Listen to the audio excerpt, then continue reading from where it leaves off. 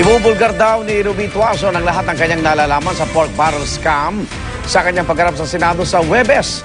Sa kanyang sinumpang salaysay na nakuha ng GMA News, itinital ni Tuason ang transaksyon nila ni Senador Jinggoy Estrada kay Janet Lim Napoles noong 2004. Nabanggit din ang isa pang personalidad na may kaugnayan umano sa kanyang inang si dating Senadora Loy Estrada.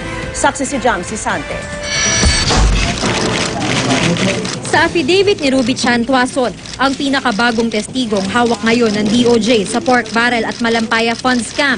Binanggit niya ang naging transaksyon nila ni Senador Jinggoy Estrada kay Janet Lim Napoles noong 2004. 37.5 million pesos ang halaga ng transaksyon mula sa pork barrel fund ni Estrada na nilagak sa foundation ni Napoles.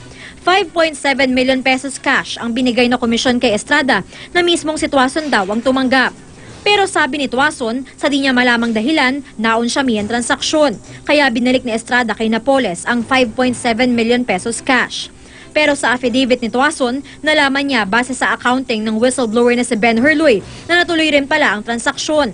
Pero hindi nakasama si Tuason. Dumaan daw ang transaksyon kay Matt Ranillo at base sa dokumento ni Loy, may 11.9 million pesos cash ang na-deliver bilang komisyon sa isang bahay sa Dasmariñas Village sa Makati City. Sabi ni Tuason, isang husta tantoko ang nakatira sa naturang address.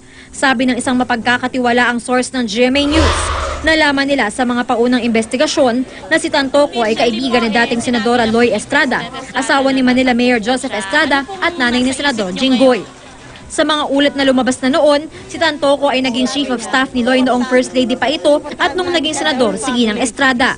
Sabi ng source, masusing verification ang ginagawa ngayon para malaman kung may kinalaman o wala si Mrs. Estrada sa transaksyon ni Napoles at Ranillo.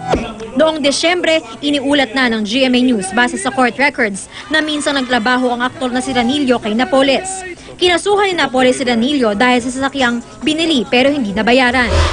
Sa court record, sabi ni Ranillo, nabayaran na niya ang sasakyan sa pamamagitan ng mga nakuhang komisyon mula kay Napoles at sa mga transaksyon nito kay Jinggoy at Loy Estrada na parehong senador noon. Isinumite sa korte ang kopya ng mga disbursement voucher. Sinisikap pa ng GMA News na makausap si Tantoko. Tumawag na kami sa Dasmariñas Village Association para mahanap ang numero niya pero hindi ito binigay sa amin. Nang unang mabanggit ang pangalan ni Mrs. Estrada sa istoryang ito, mariin nang itinanggi ng kanyang kampo na nagkaroon siya ng transaksyon kay Ranillo. Ilang beses nang sinusubukang kunin ng GMA News ang pahayag ni Senador Jinggoy pero hindi pa siya sumasagot sa amin. Ako si Jamsi Sante, ang inyong saksi.